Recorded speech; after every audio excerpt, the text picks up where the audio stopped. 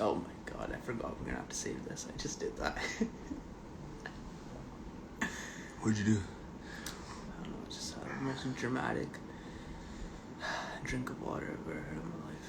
You did?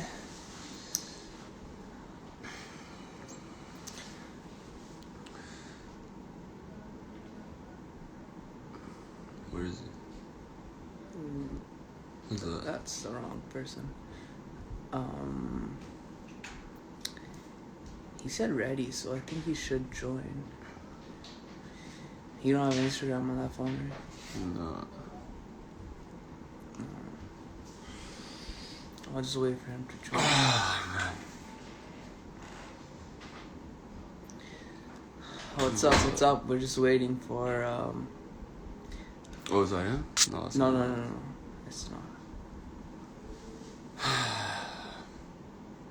Appreciate it, Karan.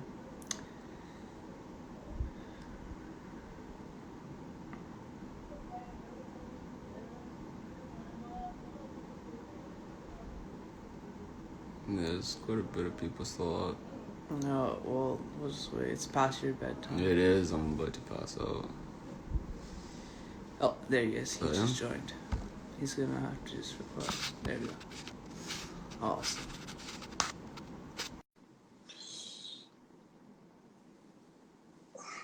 What's up, Jasmine? Hey, how's it going? Hey, how are you, brother? I'm good. So, how's it going? Good. How are you guys doing? Good. Just, relaxing, enjoying the quarantine life. How's it? Got How's day it out three? there? How's it out there? Is Yeah. it on lockdown? Yeah, it's lockdown. I think it's the lockdown's ended now. Yeah, it's like it's a tier system where you got like different tiers for different areas. Mm-hmm. So we'll just get straight into it. Obviously, most people know what's going on in India right now and with the farmers' protest. So, just maybe give a little bit of background on what you do and how you started and how you gotten into all of this. So we've been obviously interested in Punjab for a really long time. Since our parents were part of the Sangharsh that's happening there, the Kalistan struggle. So we've been like really closely following what's been going on in Punjab. And this, again, is just a re-articulation of that same conflict between Punjab and Delhi. And you to koi bhi Punjabi gana sun lo, like Kanwar Garewal da bahut chalya, center de naal pitcha pe gaya. Like this is being expressed right through so many different avenues, through people that are speaking on the streets that asi Delhi sarkar nu gherna hai. Like physically you can see it. They're sitting, Punjab is sitting in Delhi jaake unhone tractor traliyan khadiyan kartiyan. There's a physical conflict that's played out on the streets with people clashing against police barricades, and Delhi, trying to pretend like nothing's happening, that people have got it wrong. At the same time, acting in a completely fearful way, like digging up their own roads, putting barricades in, putting concrete barriers, containers. And it's just like that stuff to me was like the most insane thing, because you're dealing with like Punjabi Kasan, like digging up the road isn't going to stop them. And you saw that like Bazurgs, like, ita kande asi ita sade roj da kam hai, asi adhe घंटे de toa par dena. Like that just for me demonstrated like the level of insanity of the government, and the extent they're willing to go to. They're willing to destroy their own infrastructure. Like it's not as if roads in India are like good already. Yeah. So I'm sure the farmers, they probably saw, they're like, ਪਿੰਡਾਂ ਦੀਆਂ ਏਦਾਂ ਦੀਆਂ ਸੜਕਾਂ ਹੀ ਆ ਜਿੱਦਾਂ ਦਿੱਲੀ ਦੇ ਵਿੱਚ ਹੁਣ ਹੋ ਗਈਆਂ. Like they were willing to go to that extent, right, to stop this march of the people, and then tell the world, and then tell like everyone else that we're listening, that the farmers don't understand. We're willing to listen. We're willing to sit down. We're willing to have negotiations. It's the same thing that like Indira Gandhi did in June, where she was like, she did a speech. She was like, I appeal to you, don't shed blood, shed hatred. And she made this really like passionate speech to her soldiers. At the same time, all the tanks are getting ready. The invasion of Darbar Sahib is like, fully lined up. But the government is making these motions that, we're the ones that are interested in listening and negotiating. But, they're the ones that have created all of these obstacles. So then Punjab is now like physically in Delhi. Like there's no way to hide this conflict now. That this is a conflict between Punjab and Delhi. I think it's become like a worldwide issue now, right? A lot of support from Sikhs all around the world. From another perspective, would you say this is farmers versus the government or Sikhs versus the government? I'd say like there's complexities to the issue. Definitely like the issue of like Kasan is an issue that is spread across different states within the Indian Union. You got farmers from Rajasthan, from Bihar, from Uttarakhand, from Punjab, from Haryana, because the central government, the policies that it's put into place, these neoliberal policies, they favor big capitalist corporations. They don't favor the small holding, small scale farmer. They want to get rid of that and they want to replace it. Rather than you having, 100 acres, you got 100 acres, I got 100 acres. They rather have Monsanto have 10,000 acres. And then those farmers, they become, factory workers instead. I think the California Sikh Youth Alliance, they did a really excellent video on this as well, where Prof. Sharmbi explains like the proletarialization of like the farmers. They want you to not be a landholder anymore. They want you to be working in the factories.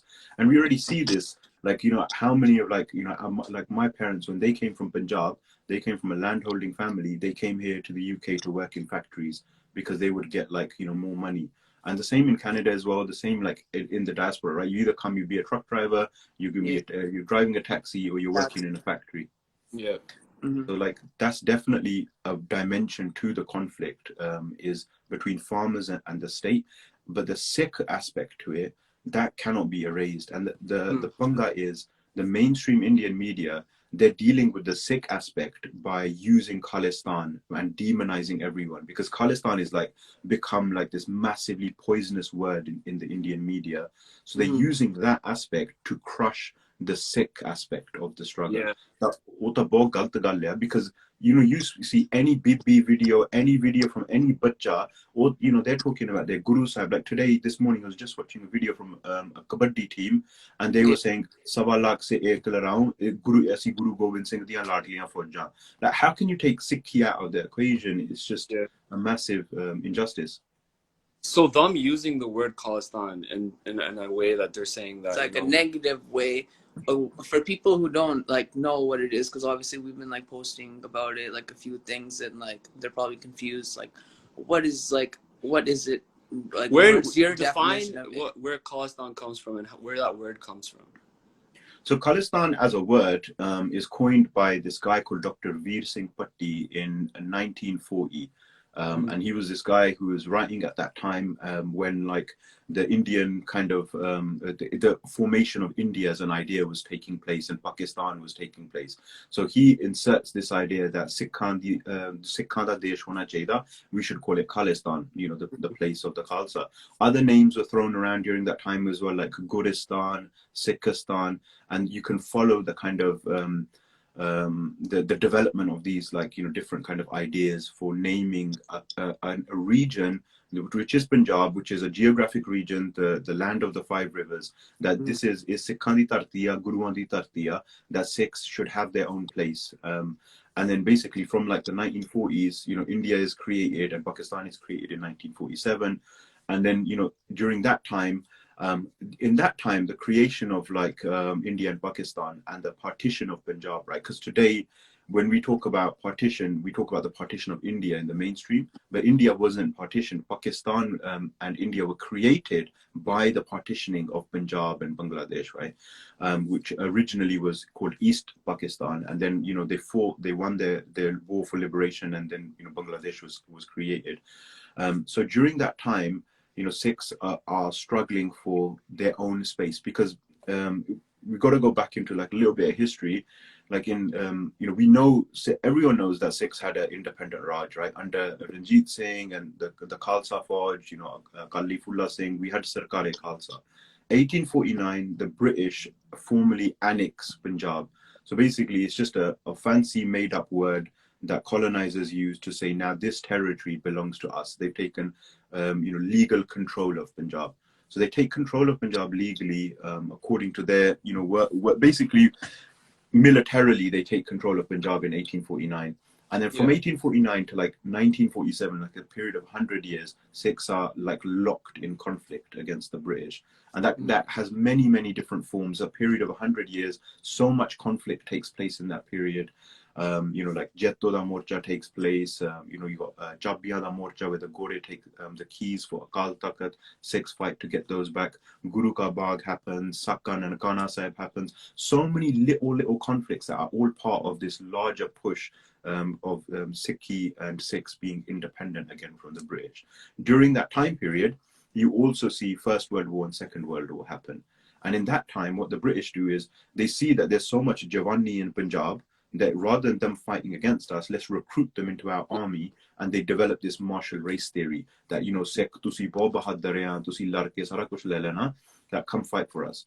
And then in that time, you see the Gaddar movement take place. The Gaddars, they call out Punjabis and they say, look, rather than fighting for the British, why don't you fight for your own azadi, your own freedom? You're fighting in Tibet and China. You're fighting all over the world to free the land of the Gore. Why don't you fight for your own freedom and come here? So you see like this big push, this Indian independence movement in which Sikhs talk about how we gave so many sacrifices. So there's this big movement to like free South Asia from British colonizers.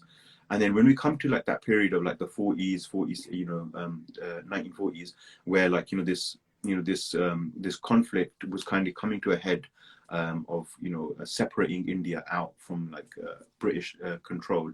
In that time period, Sikhs decide to side with India because Britain had sowed these seeds of conflict that are still visible today, that the Muslim is your true enemy, side with the Hindu. By siding with the Hindu, by siding with India, you have like Nehru make these promises, Gandhi make these promises that Sikhs will have this region set up where they'll have autonomy. And again, they talk about that martial race stuff that, if we don't give you your rights, you know how to get your rights. You will be able to fight and take your rights. So, they create this promise. And at that time, capitalism figures into it as well, because one of the big negotiators at that time, he had a lot of factories that were going to fall on the India side of the partition. So that figured into his decisions, Baldev Singh, that figured into his decisions on, how he was going to align with India versus Pakistan. So, then Sikhs end up trapped within the Indian Union, essentially. At that time, like Hakam Singh, and Master Tara Singh, they realized that, what was promised to them, the Sikhs, that this wasn't going to happen, that the Indian constitution now was the supreme thing. And the Indian constitution defines us as long-haired Hindus. So, they decided they were not going to sign the constitution of India. And it was a big deal at that time. And we still call them traitors because they decided to work within the system, which today is normal, right? It's normal to have like a Sikh MP and say, let's work within the system. But at that time, working within the system, Master Tara Singh was labeled a traitor. So this is like the root of the conflict. It's about our sovereignty and our azadi. So from like 47 to like 80s, there's the Sikh insurgency is building. You see Punjabi Suba movement, like we're part of India now, but there's no way for us to protect our unique culture, our language, our identity. So salam mildi ke tusi Punjabi Sube da morcha laro, fight on the grounds of your Bolli and secure your Bolli in Punjab so you can have a linguistic state on a linguistic basis. ਉਹ ਗੱਲ ਨਹੀਂ ਬਣੀ, Punjabi ਸੂਬੇ ਦੇ ਵਾਸਤੇ 60,000 Punjabis courted arrest, because Punjab is an inqalabi revolutionary space because it has gurti, like, the blessing of Guru Sahib, right? And the Guru Sahib has taught us that we can't live with the Galami. So all of this stuff that you see, like even today reflected in Punjabi music of being Chaddi Kalab, having Anak, all of that comes from Guru Sahib, because before Guru Sahib, like Punjabis were living under the shittar of whichever ruler came through, right? It was, whoever came through, they would come in Punjab, they'd loot it, you take everything and they'd go. And Guru Sahib gives us a Bolli, gives us a identity, makes us Shastartari, gives us like, our Badshahi, which is continually, you see this continually. So like in the 80s, when they were talking about like their sovereignty, they were talking about Maharaja Ranjit Singh da Jidda Raj Sida. This is that place, and we're the children of a sovereign guru. We can't live as second-class citizens. So there, the struggle was building. It wasn't like snap, we want to separate from India. Sant Janel Singh, whose name is, on every Sikh's mind that is thinking about their sovereignty, that Sant Janel Singh took the community through this process, showed everybody the limits of the Indian state, how far they're willing to go to protect the integrity of India, and used to every day, talk about the incidences that were happening that showed that Sikhs were a second-class citizen. And Uttaram Yudh Morcha happened, the Anandpur Sahib resolutions were written, where the demands were like really basic demands that are, one of the demands was that Darbar Sahib should have a radio broadcast, which we see today, right? And the center, the Delhi government was not willing to accept any one of those demands. And today, when we're talking about, the rights of Punjab, the farmers' issue is one part of that. What also is a big part of that is the Punjab Paniyada issue. Like all of Punjab's river waters on a large scale are being diverted. And this process began in the 80s.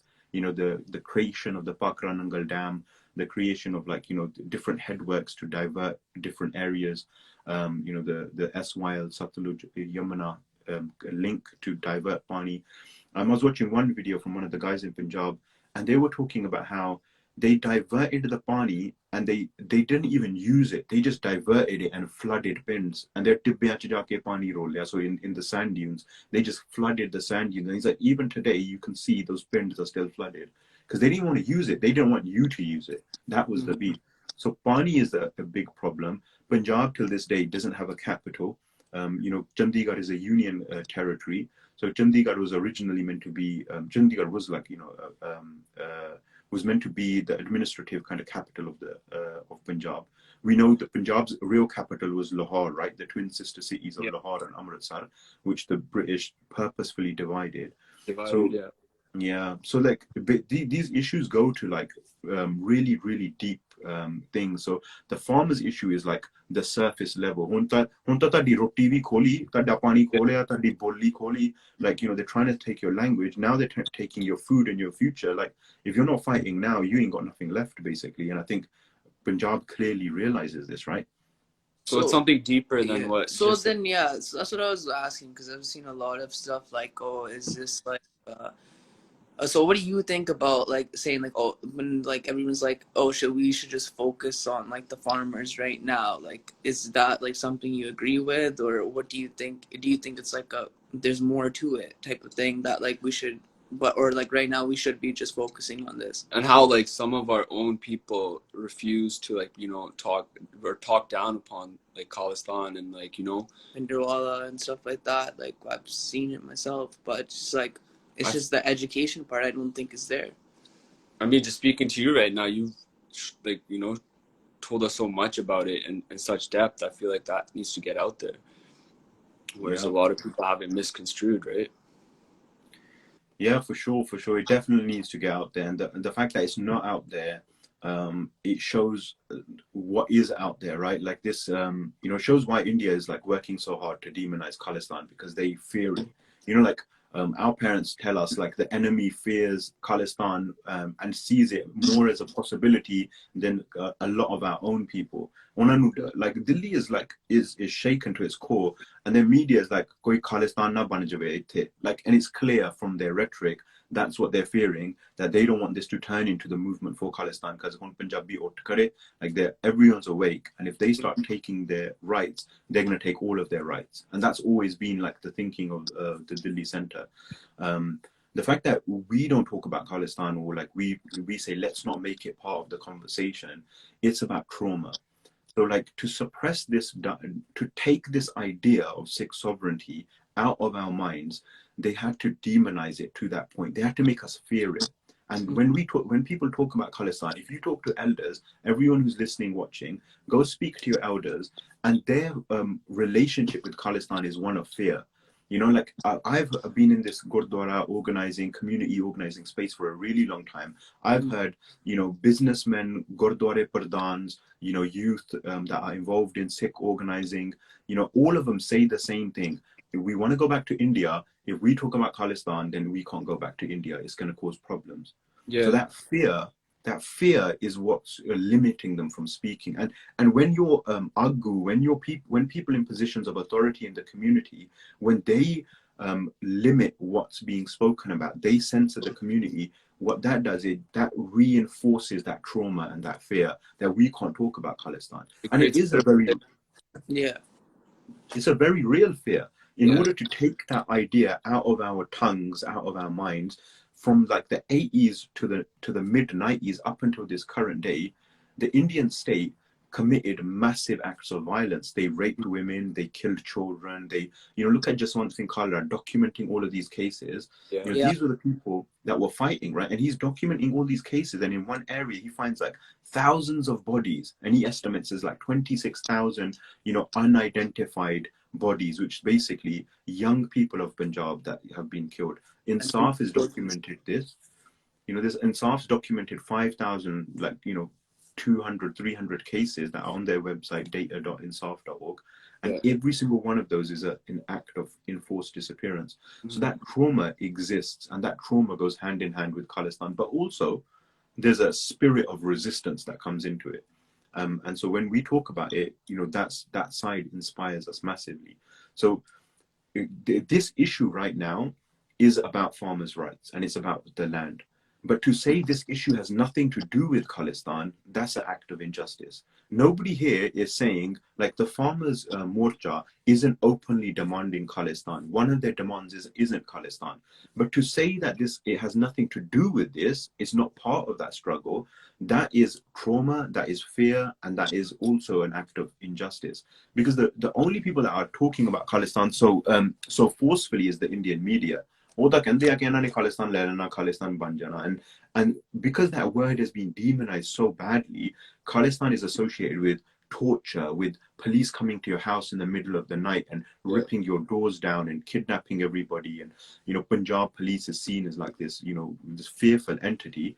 No matter how much they try to portray their image, right? Like, they're just like, this happy-go-lucky police force where they just, bumble about and shit. But really, they're like, they're torturers, man. They're torturers. Like, true. Like, even look at what's going on with Jaggi, right? And he's from like the UK, and he's still in jail.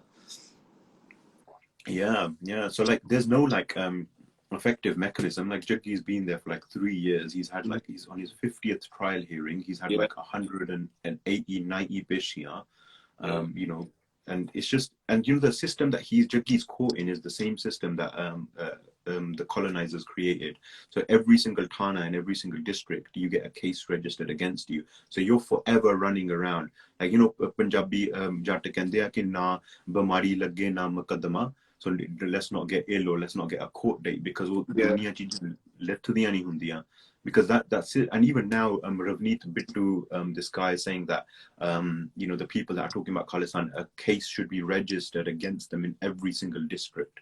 So what that does, that system's designed to like destroy you financially, emotionally, like you're traveling from district to district fighting cases. So you end up with one charge and like 50 cases, and like that's such a violent system that was created by Gore. So they want to trap you within that legal system. So they want to sap all your energy, your resistance. They want to destroy it, And then other people will be scared to ever.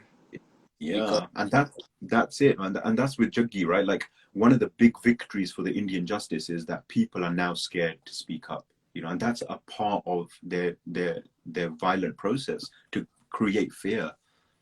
So what do you think people should be doing about, okay, so what about the farmer bill? We can get into that a little bit. What's exactly happening in India? Why are people protesting? And why is, what's his face, Modi is being like, no, like, it's not, it's fine. Like, you guys are illiterate. Or basically saying that we don't understand the bills. Yeah. Dumb. Yeah, basically, yeah. That's like Modi's response, right? Like, nobody understands the bills. Like, they're all unpar, illiterate, desi farmers. They don't know what they're talking about. So that's like his response, right? And that's their response to Punjab with everything, right? Like, that's a caricature that they've created, and they've worked hard to maintain that. The Sardar is just like the butt of the jokes. Like the Bollywood movies, we've seen it all. Yeah. So like, So yeah, so like the farmer bills, so there's 3 bills that have been introduced, and they basically, these bills are being presented as ways of reforming an existing system and increasing efficiency and increasing competition. That's how they're being sold and presented to the world. In reality, what they do is, the small scale farmers in particular, and especially farm laborers, their rights get trampled upon because they don't have the resources of corporations to take full advantage of these laws. So, for example, if you're a farmer, you've got 3 ways essentially to sell your produce. You can sell it direct to the consumer, you can sell it in the agriculture and produce markets, the APMC Mandia, or you can sell it, through the minimum support price, essentially. So basically, what these laws do, one of the first ones is deals with mandis, right? Like this market system that's in place there, which is massively corrupt, which is ineffectual. And within the mandi, because the mandi was, didn't work effectively, the minimum support price was introduced. So if you're a farmer, you can sell direct to consumer. But if you've got tons and tons of produce to sell, you need infrastructure. You need to be able to store. You need cold storage. You need loads of infrastructure in order for you to directly sell to the consumer. But that's difficult to do, right? Because no farmers, you see in your bends, right? Like they don't have cold storage, right? They don't have those types of facilities. So what they do is they go into these markets, right? These markets are like regulated by the state. They basically, the seller and the buyer, they're meant to meet them together. The markets take care of the infrastructure. So all the farmers got to do is transport the goods into the market, and then the market will then take care of the storage and selling for you. What happens in the mandia, though, is that the selling process isn't transparent at all in any way. So that's one of the big problems. So if I'm selling my crops for 100 rupiah, the agent is going to get a 6% commission. So the agent takes 6 rupiah. I'm the farmer. I get 94 rupiah, right?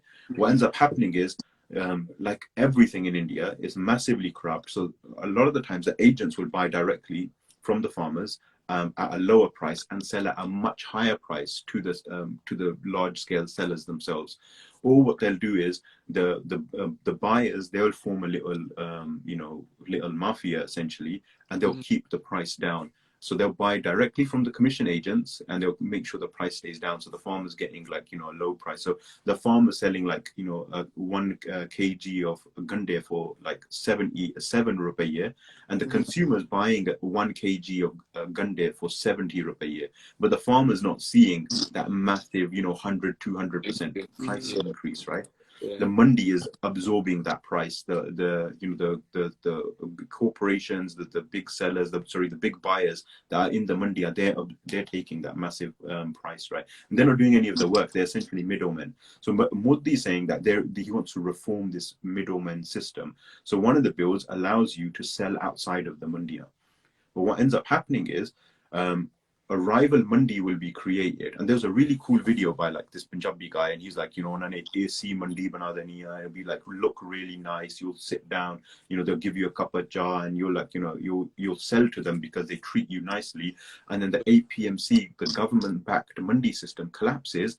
All of a sudden, these corporations have now cornered the entire market. Now you don't have a choice. Now you have to sell to them. And then that's when they're going to drop their prices down hard, and you're going to get stuck now. And that's what the government wants to do. The minimum support price and these mandia, they're draining the resources of the government. So they don't want to be part of that system anymore. They want corporations to take over that system. And when corporations take over that system, now all of a sudden you're in debt to a corporation and they're taking your farm off you. And that's what Punjabis have realized, that this system isn't actually in their favor. They can't take advantage of these laws in the same way corporations can, because who's going to set up new markets, right? Unless farmers come together and set up their own markets, it's going to be big corporations setting up their markets. And the minimum support price, which was introduced as a way to kind of guarantee a price level in the APMC Mandiyan, because people were just pushing the prices down, like all these buyers, the minimum support price ended up becoming the maximum price, because they were like, oh, the government's only going to give you this much, so we're only going to give you this much. So then also, if you speak to any farmer, no farmer has ever received the minimum support price, because it's India, like it's a system, a bartering system. So it's like, oh, you know, the minimum support price is only on certain crops as well. So the minimum support price for, you know, kanak would be like, you know, 100 rupiah. These guys would be like, look, man, why do you want to go all the way there to get the minimum support price? I'll just give you 80 rupiah now. I'll give you 50 rupiah. So the minimum support price ended up becoming like the ceiling. So getting a price above that became really, really difficult. And so the government wants to essentially try to reform these and create, like, you know, space for farmers. But the corporations will take advantage of all of these laws. They have the cold storage. And another thing one of the laws does is allows basically farmers an agreement and contract law. So it allows corporations and farmers to make contracts direct. So they have contract farming. So like, I'm a corporation, I go to you guys, like, you know, you have like, you know, 500 acres, make a contract with me. And, you know, I'll sign a 5-year contract with you guys. You know, I want you to, you know, plant rice, you know, for 5 years and sell it to me at this fixed price. So one of the big problems with that is if me as a corporation go bankrupt, you're tied in with a contract, you're stuck. The other thing is, like, if I decide to shaft you guys, you know, you have to take a big corporation to court, and I have all the lawyers, the legal expertise. I'm Billah as well as a corporation. I can sit here and go to court for 5 years. You guys can't afford to, because you have to plant the next crop. And then one of the biggest problems with all of this is the ecological devastation of Punjab. So we already see that with monocrop culture, with rice and wheat being planted mainly. So with the planting of chonna, which isn't indigenous to Punjab, it's a water-intensive crop. So pani ta ਤੁਹਾਡਾ ਪਹਿਲਾਂ ਨਹੀਂ ਹੈਗਾ. So now you're planting a water-intensive crop. You have to pay to use the water from the rivers. You have to dig down deeper into the ground every single year because the groundwater is going lower. And then you're using more pesticides, so the groundwater is getting even more poison. That's why there's so much cancer. And like, you know, as a corporation, I'm dictating what I want you to plant. So Punjab's ecology is already devastated because of the Green Revolution, because of, like, you know, mechanization and like pesticides and unregulated use of all of this stuff. And now corporations are going to be involved into that mix. And it's a deadly mix now with corporations. So, you know, Punjab's like ecology is massively going to suffer, and it's already suffering. You know, the thing is with Punjab's ecology, the water, all that stuff, it's a huge devastation already. And this will just basically further kind of reinforce that. You know, the corporations will essentially start dictating what people are going to be planting, and that supply and demand chakkar has already caused so much damage, you know, to Punjab. How long do you think this protest or this fight against Modi is going to last for? Well, the farmers have said they're there until the bills get taken back. And they've said 5 clear demands. They want the bills taken back. They want all these charges dropped. They want this stubble burning act revoked. They want the 2000, you know, I think it was the year 2000, the electricity bill. They want that revoked. So they've had very, very clear demands.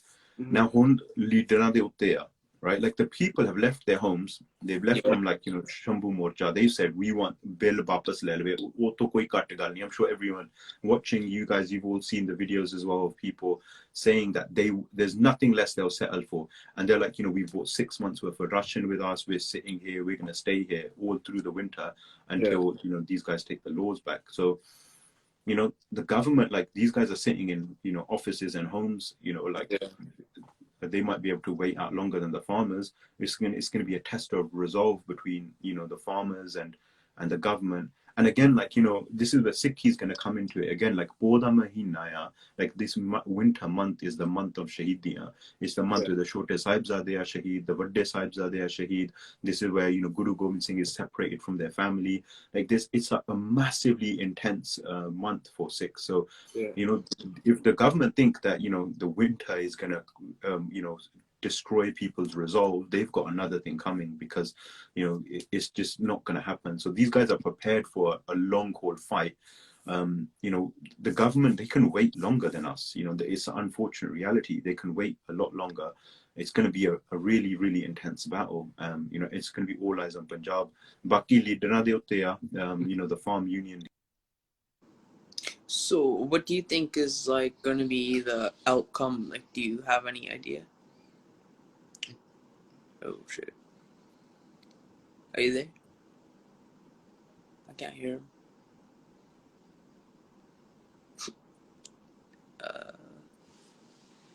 Hello. What just happened? I have no idea what just happened. Mic is out. The mic is out. Simran said the mic is out. Oh, there we go. We'll just Did I get him. say? He's probably just gonna join back. Let's see. There you go.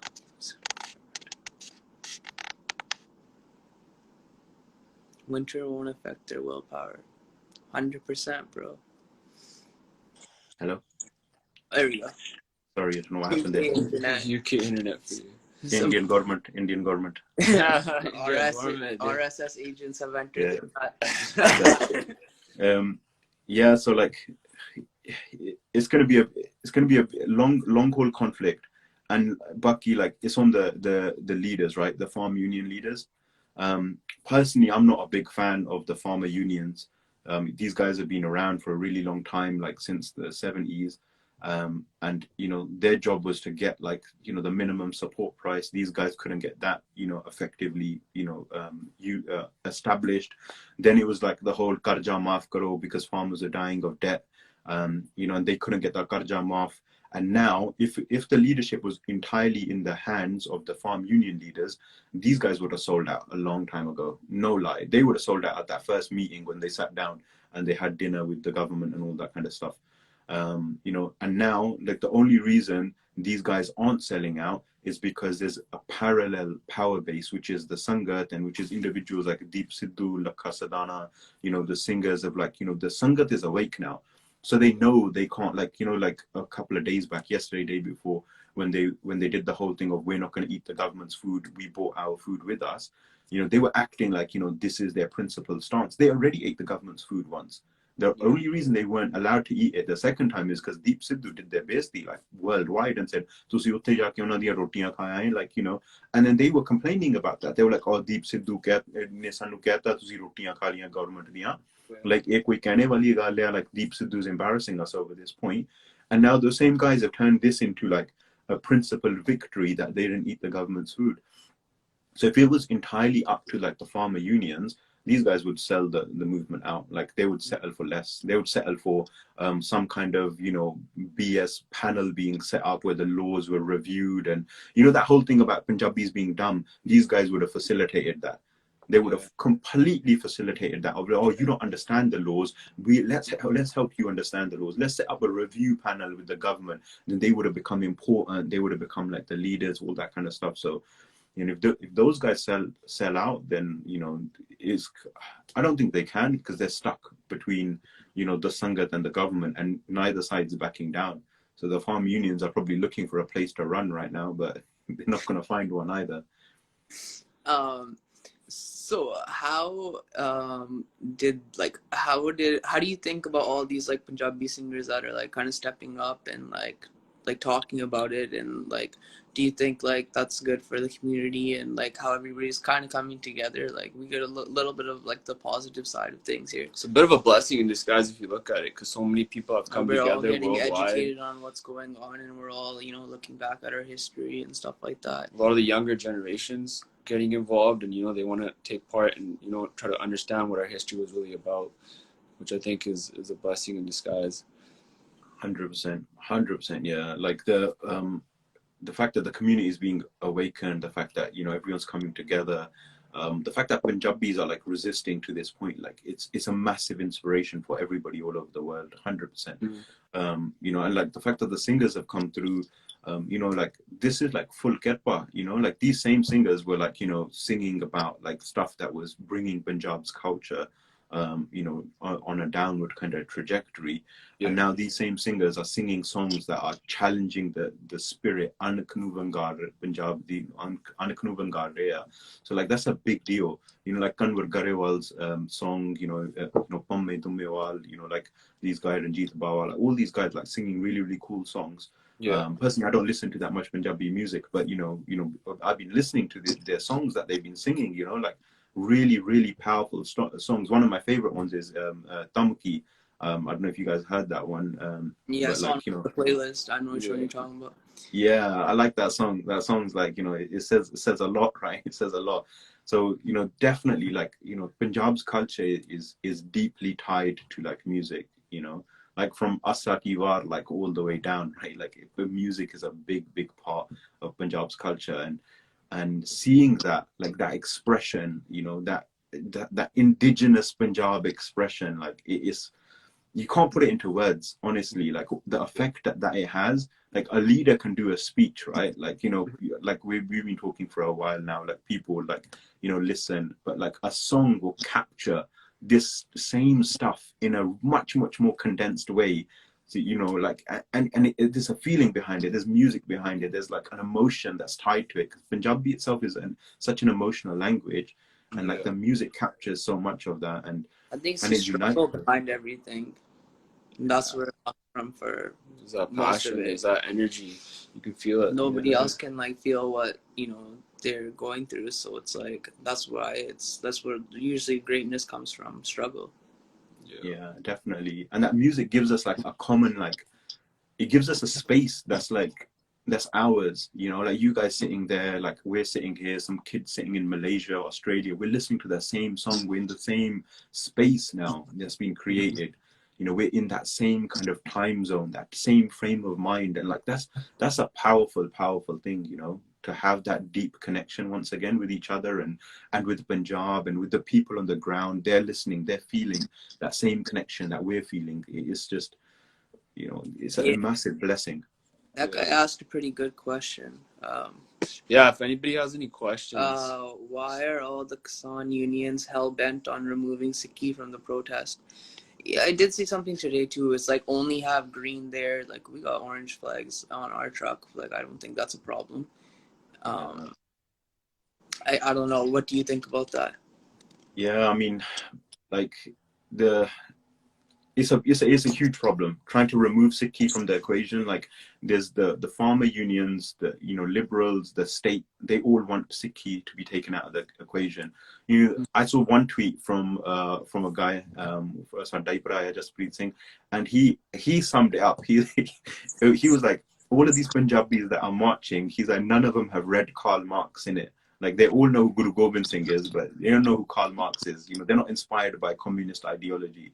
I'm not saying that the communist ideology itself is the problem. There's parallels that can be drawn between Sikhi, but the role comrades have played in Punjab, particularly during the 80s and the 90s, like they sided with the state. You know, that revolutionary, socialist, egalitarian character of, you know, the political theory that never materialized on the ground in Punjab. So these guys, like, you know, they have a problem with Sikhi. I don't know what it is. You'd have to ask, you know, why these guys don't want Sikhi to be part of the equation. It creates a, you know, they see like religion as being like a little bit backwards, you know, limiting people, that kind of stuff, you know, that religion kind of, you know, doesn't give you space to think in the same way that perhaps like political theory does, which is like a completely wrong thing. You know, and like you can't take Sikhi out of the equation at all.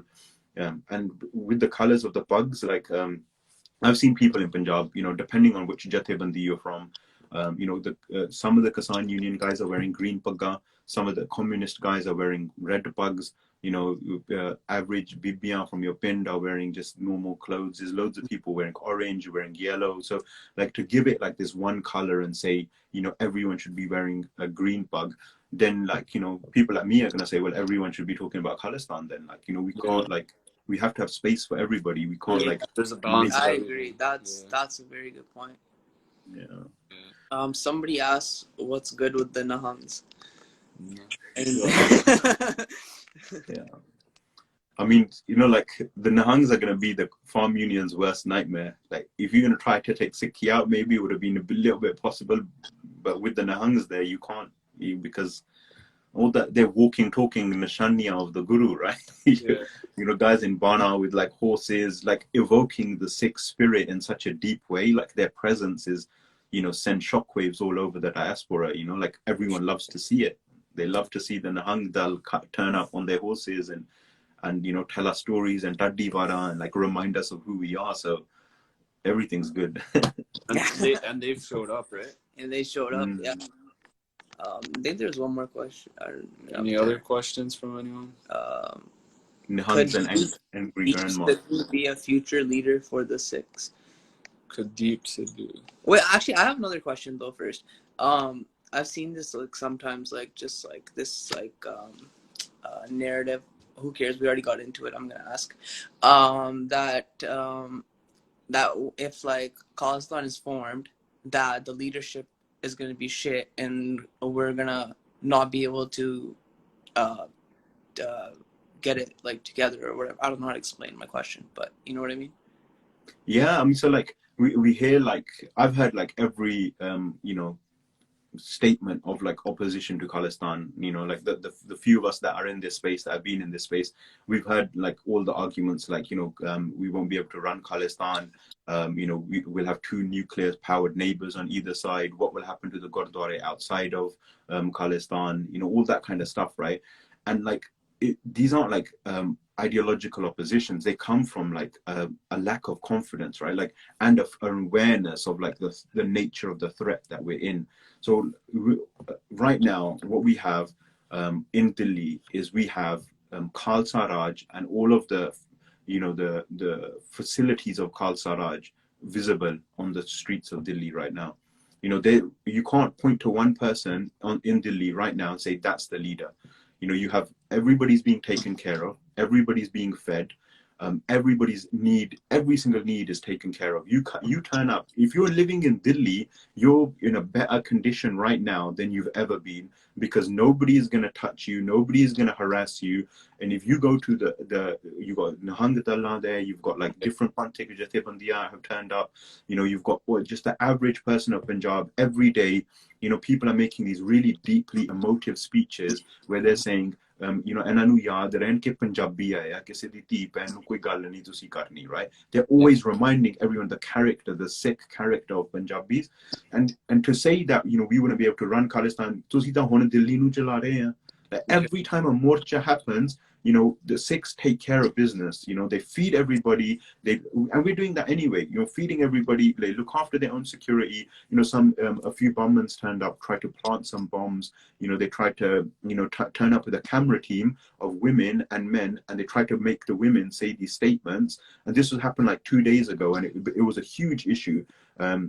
And they tried to make the women say these statements about how the farmers were touching them up and harassing them because they wanted to defame the morcha. And they were caught within minutes. And then these guys were dragged to the police station, and then they were made to admit that the DSP of this local Kundali station, he had hired these people and sent them.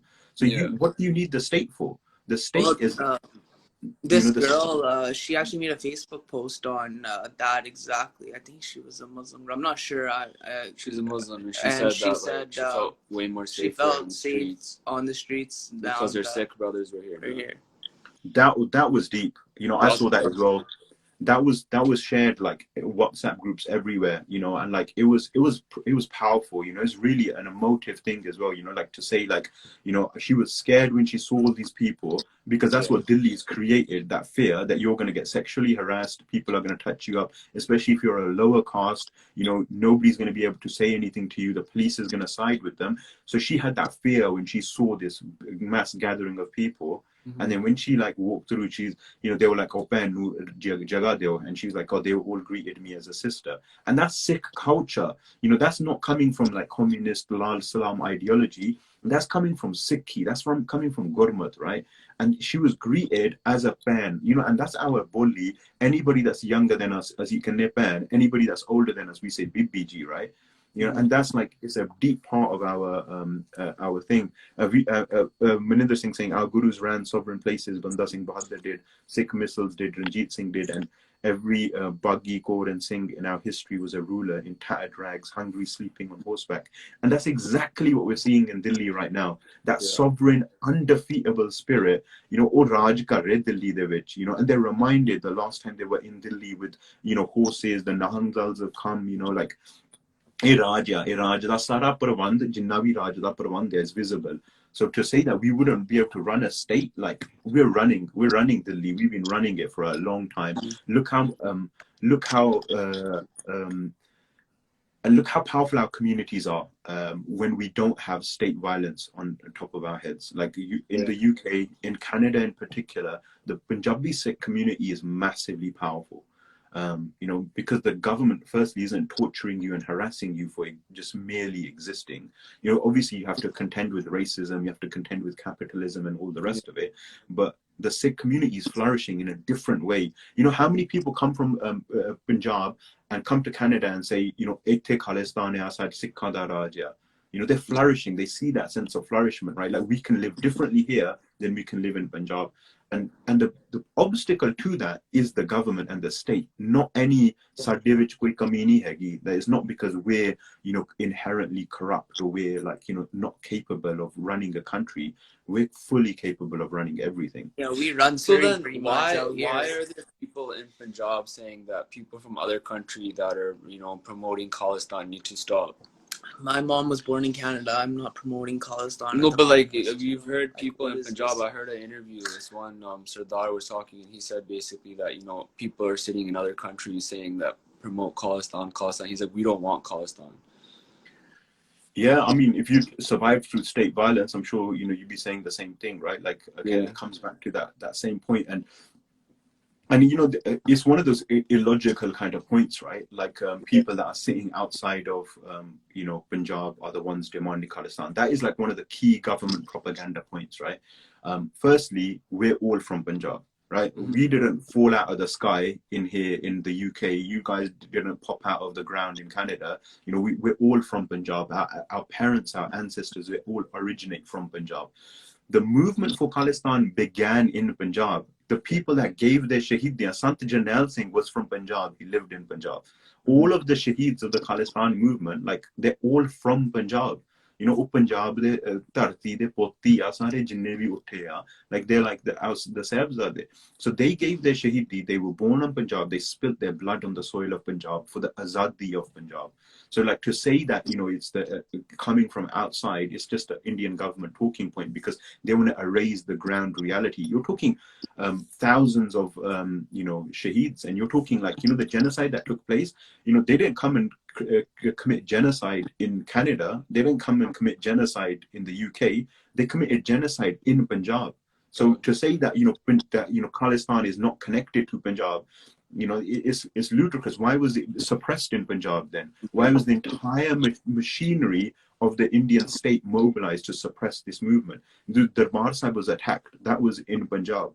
You know, it wasn't, they didn't come and attack, you know, Havelock Gurdwara here in Southall. You know, well, they did in different ways, but that Fauji Karwai happened there, right?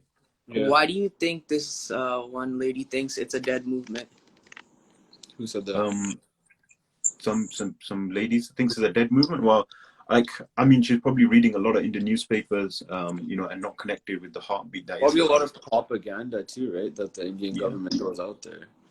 Big time.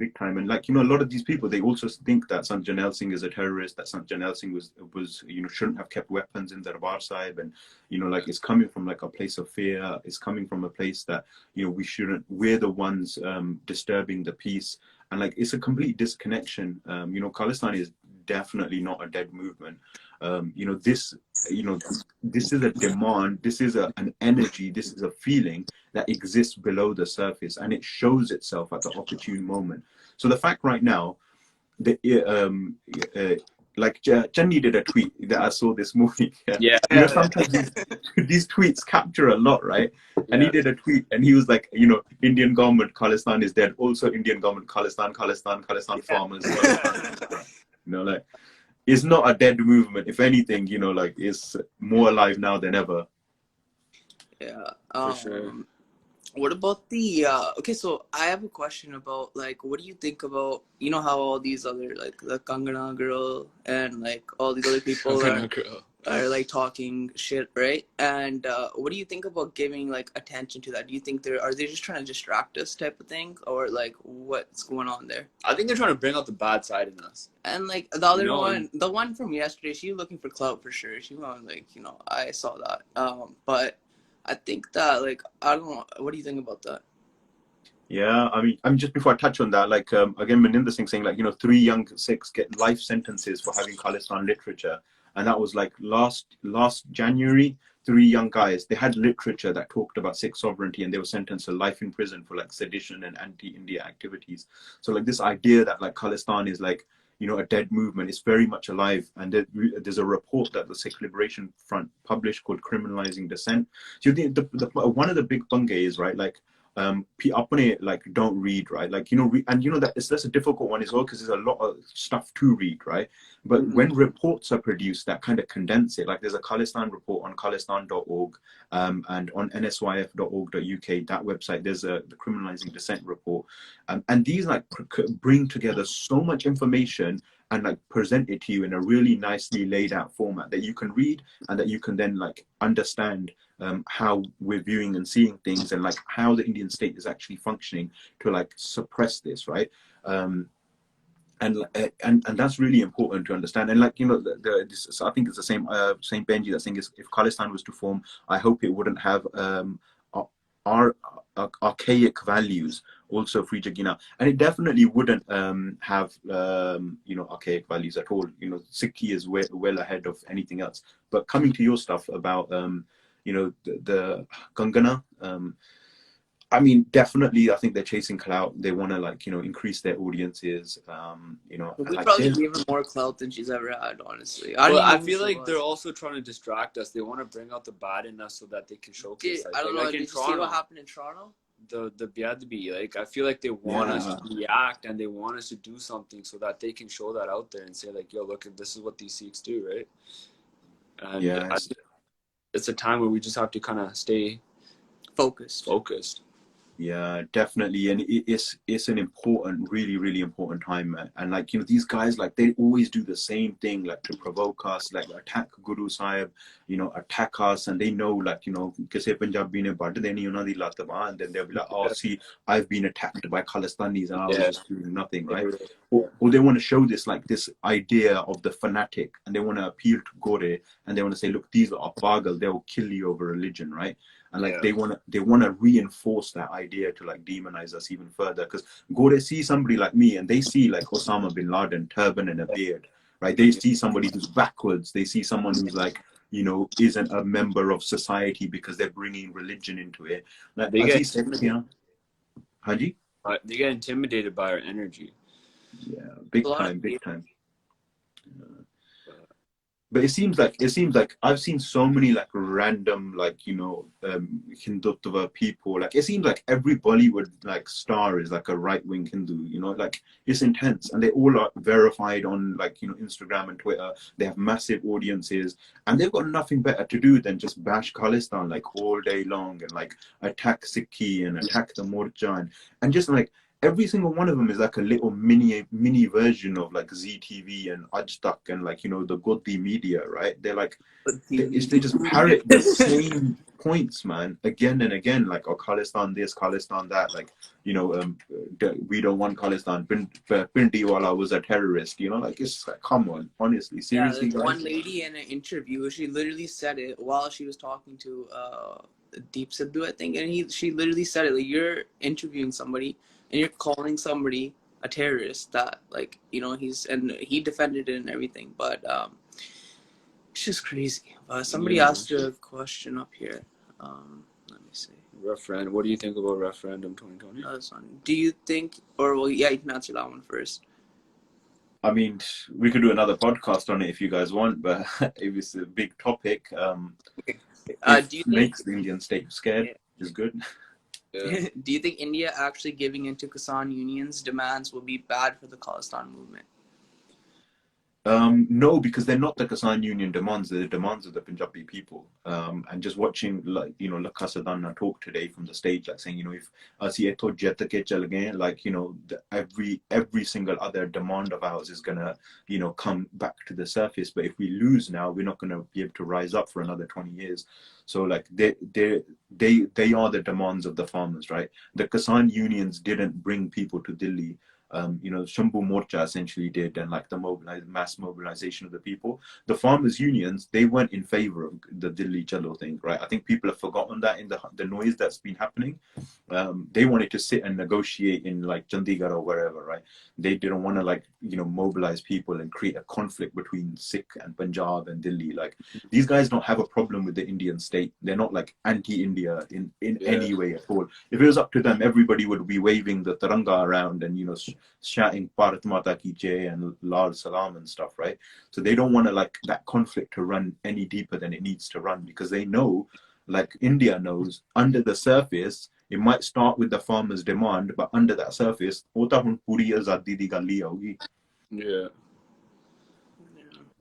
What do you guys think? How is it affecting their mental health?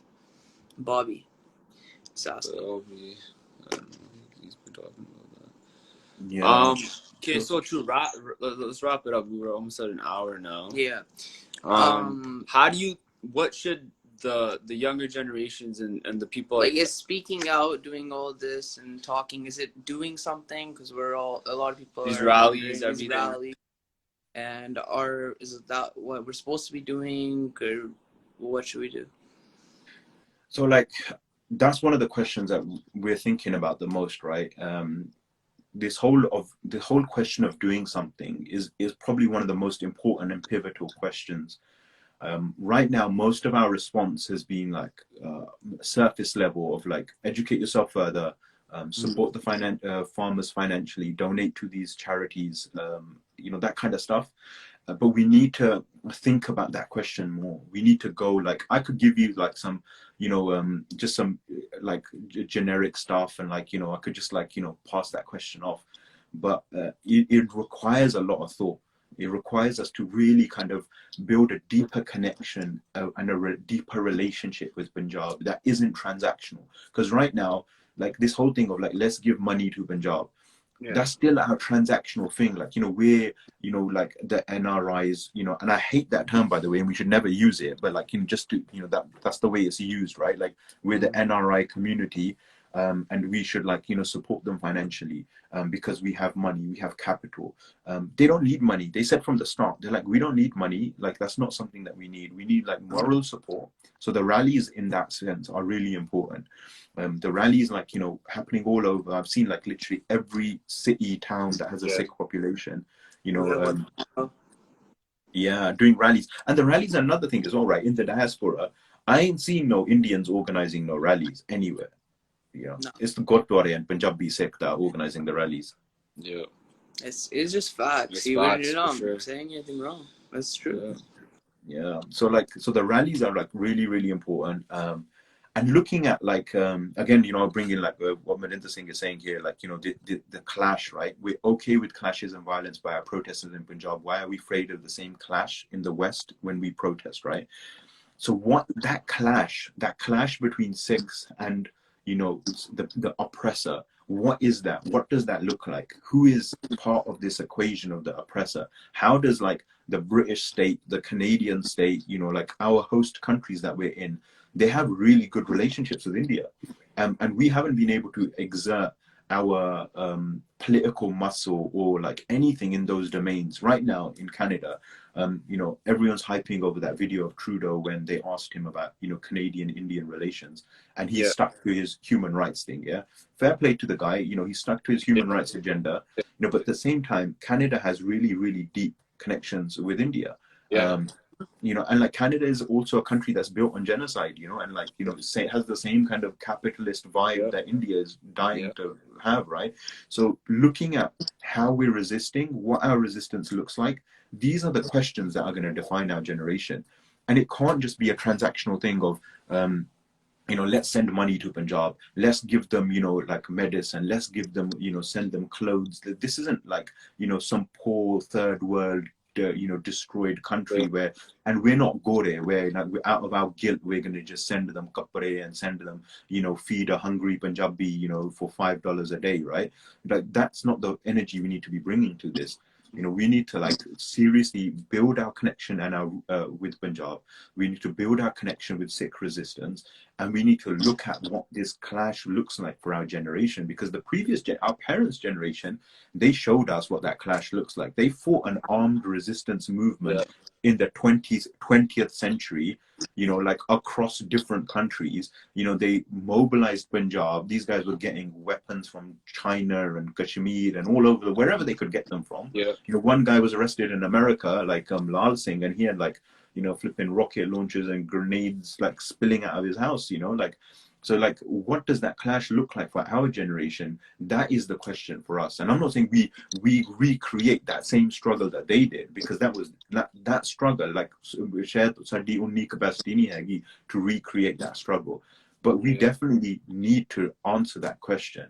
Like here, you know, like speaking to my own family, right? My own like cousins that are from Punjab, like Masi Mamme de Munde, that come out of Punjab, that have come, you know, into the West, and then now they're interested in questions they weren't interested in back in Punjab. Now they want to know about Azadi, they want to know about Sikhi, they want to know about these things in a different way. So like building that connection and understanding that there is something here under the surface that it really needs to come out. And like, especially in the diaspora, we have a space here that is really valuable to us, because, you know, the police ain't going to come and, like, you know, kidnap your family and torture them for handing out leaflets on Khalistan. You know, they'll do other things, you know, like, but they're not going to go to that level of violence, right? We don't have that same fear that, you know, that exists as a normal there. And we don't have the same fear as the previous generation as well, that say, oh, we're going to go back to Punjab, because a lot of us, the only relationship we have with Punjab is as tourists. Like, we go like once a year, twice a year, right, with our family. So that connection is like weaker. So, you know, youngsters will be like, you know, well, if it means I don't have to go to, I'm not going to go to Punjab, but I'm going to be more vocal on Sikh rights, right, and like, you know, our liberation struggle. That has to be a big part of the conversation here, because that context of struggle can't be erased. So when we're talking about like Palestine, Black Lives Matter, you know, Khalistan needs to come into that, right? This is resistance against capitalism, is resistance against the state, is a resistance against Western imperialism. It fits into all of these things, right? And it's ours because it's Sikh and it's something that's unique to us. It defines us in a way that we're never going to get defined living here in the West. I'm not going to find anything that's valuable to me by watching some Gora program on TV. You know, like my dad used to tell me when I was young, don't watch this. There's nothing in here for you. Everything you're going to get, everything you need, that's going to come from Guru Sahib. So like, for me to find myself, I have to look to Sikhi, because I'm not going to find myself. I'm not going to find what it means to be a Sikh by looking anywhere else. So these are like all of the kind of key questions where we need to kind of hold the conversation much longer, and we need to kind of hold the space on what is it that we're doing? What is it that we can do? What is it that we want to do? You know, and not have fear and like lack of confidence coming into that equation. Like, we need to have the audacity and the imagination to dream. Like, like, it's our responsibility of our generation, right? Otherwise, these shahidiyan, all of this blood that's been spilled for it, how are we going to answer for that? Yeah. Well said, buddy. Wow. Really appreciate you Thanks for coming on. Do you mind if we save the live? Or Yeah, I think go we need for to it. save it. I think we need to save it. Yeah. Go for it. Very informative, and I think we need to do this again for we sure. need to do it again, 100%. Thanks for coming on, Anytime. and shout out to D Singh for suggesting you Big to time. come on, and it was awesome. Thanks for everybody who joined in the comments and asked good questions and stuff. But yeah, thanks for coming on. Thank you, brothers. Thank you.